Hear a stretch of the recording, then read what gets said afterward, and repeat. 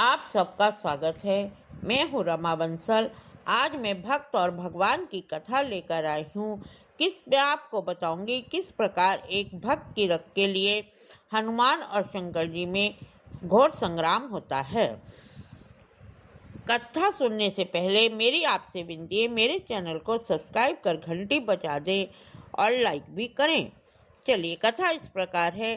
देवपुर में वीरमणि नाम का एक अमित वैभवशाली नगर के नरेश थे। जब भगवान राम अश्वमेध यज्ञ कर रहे थे, तब उनका घोड़ा देवपुर के समीप पहुंचा।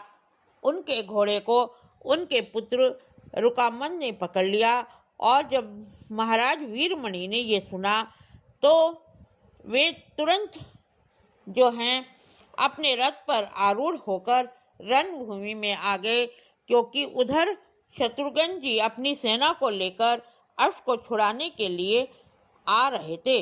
अब दोनों में भयंकर युद्ध छिड़ गया। इधर पवन पुत्र शत्रु पक्ष का संहार करते करते शत्रुघ्न की रक्षा का सदा ध्यान रख रहे थे। उनकी महाराज वीरमणि के भाई वीर सिंह से मुठभेड़ हो गई। उनके तीक्ष्ण बाणों से व्याकुल होकर हनुमान जी ने उनकी छाती में अपने वज्र के समान मुक्का मार दिया, जिससे वे मूर्छित होकर पृथ्वी पर गिर गए। अब अपने चाचा को मूर्छित होकर देखकर उनके वीरवर के पुत्र वीरमणि के पुत्र रुकाम्बद और शुभांगन दोनों भाई हनुमान जी से युद्ध करने लगे। हनुमान जी ने रथ सहित उन्हें अपनी पूंछ में लपेट लिया और रथ को घुमाकर पृथ्वी पर इतनी जोर से दे मारा कि वे दोनों भाई मूर्छित हो गए। महाराज इधर जब उन्होंने देखा तो महाराज वीरमणि ने वीर पुष्कल से पर भयानक बाणों की वर्षा कर दी, किंतु पुष्कल ने अपने 3 बाणों से ही प्रतिज्ञा करके उन्हें आहत कर मूर्छित कर दिया। अब इधर अपने भक्त को मूर्छित देखकर स्वयं भगवान शंकर युद्ध भूमि में उतर पड़े और उनके साथ उनके पार्षद प्रथमगण शत्रुघ्न की सेना को तहस नहस करने में जुट गए। वीरभद्र ने पुष्कल से युद्ध किया। उसने पुष्कल के पैर पकड़कर उसे वेग पूर्वक चारों ओर घुमाया और पृथ्वी पर पटक डाला, जिससे वह मृत हो गया। अब यही नहीं, उसने मृत पुष्कल के शरीर से मस्तक को भी काटकर अलग कर दिया। अब पुष्कल की मृत्यु का समाचार जब शत्रुघ्न ने सुना तो वे व्याकुल होकर भगवान शंकर से युद्ध करने लगे। तब भगवान शंकर ने शत्रुघ्न के वक्ष में भी एक अग्नि के समान तेजस्वी बाण भोंक दिया। शत्रुघ्न भी अचेत होकर वहीं गिर गए। इस तरह शत्रुघ्न की सेना में हाहाकार मच गया। यह देखकर हनुमान जी स्वयं प्रलयकारी शंकर से युद्ध करने के लिए आगे बढ़े और उन्होंने अपनी पूंछ को जोर जोर से हिलाते भयानक काल की भांति गरजते हुए भगवान शंकर के पास आकर कहा, हे रुद्र, मैंने बहुधा ऐसा सुना है कि आप श्री रघुनाथ जी के चरणों का स्मरण करते रहते हैं, किंतु आज आपको श्री राम भक्त का वध करने के लिए प्रस्तुत देखकर यह बात तो मिथ्या सिद्ध हो गई है। धर्म के प्रतिकूल आचरण करने के कारण मैं आज आपको दंड दूंगा।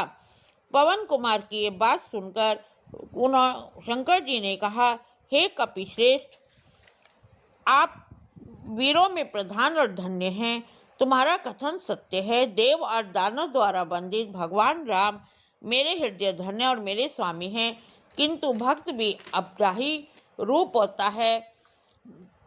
वीरवर वीरमणि मेरे अनन्य भक्त हैं, अतः जिस प्रकार भी हो मुझे उनकी रक्षा करनी चाहिए, यही मर्यादा कहलाती है।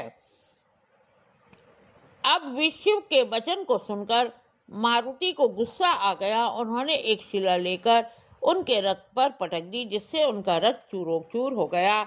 भगवान शंकर अब नंदी पर आरूढ़ होकर युद्ध करने लगे।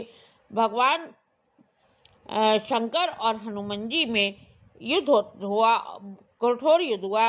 हनुमान जी को क्रोध आया। उन्होंने एक शाल का वृक्ष उखाड़ा, शिव के वृक्ष पर प्रहार कर दिया। भूतनाथ ने भी ज्वाला की भांति तीखा त्रिशूल फेंका। इस तरह दोनों में महासंग्राम छिड़ गया। अंत में हनुमान जी ने लोकेश्वर को अपनी पूंछ में लपेट कर मारना आरंभ कर दिया।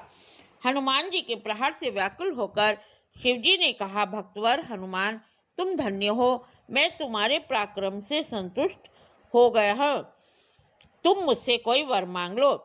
तब भगवान नीलकंठ के वचन सुनकर हनुमान जी ने कहा, हे महेश्वर, रघुनाथ जी की कृपा से इस संसार में कोई भी वस्तु मेरे लिए अपर्याप्त नहीं है, परंतु फिर भी मैं आपसे यही वर मांगता हूँ कि मेरे पक्ष के पुष्कल आदि मृत और शत्रुघ्न आदि मूर्छित होकर धरती पर पड़े हुए वीरों की आप अपने गणों के साथ रक्षा करें।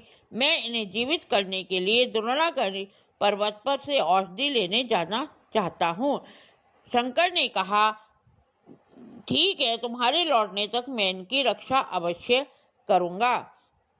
अब हनुमान जी बड़े वेग से द्रोणागिरि पर्वत पर जाकर संजीवनी ले आए और उन्होंने वीरों को जीवित करना शुरू करा। हनुमान जी ने सबसे पहले पुष्कर के वक्ष पर औषधि रखी और उनके सिर को धड़ से जोड़कर कहा, यदि मैंने मन, वाणी और क्रिया द्वारा श्री रघुनाथ जी को अपना स्वामी समझता हूँ तो इस दवा से पुष्कर शीघ्र ही जीवित होए। पुष्कर तुरंत उठ बैठे। तब उन्होंने हनुमान जी ने शिव के उनसे मूर्छित शत्रुघ्न के पास जाकर उनकी छाती पर औषधि रखकर कहा, यदि मैंने प्रयत्न पूर्वक आजन्म ब्रह्मचार्य व्रत का पालन किया हो तो ये वीर शत्रुघ्न क्षण भर में जीवित हो उठे। शत्रुघ्न भी तत्काल जीवित हो गए और युद्ध के लिए भगवान शंकर की तरफ दौड़ने लगे।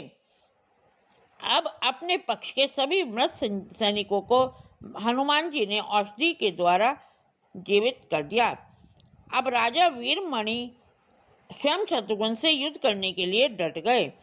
शत्रुघ्न के तीक्ष्ण बाणों के असह्य आघात से वे मूर्छित हो गए।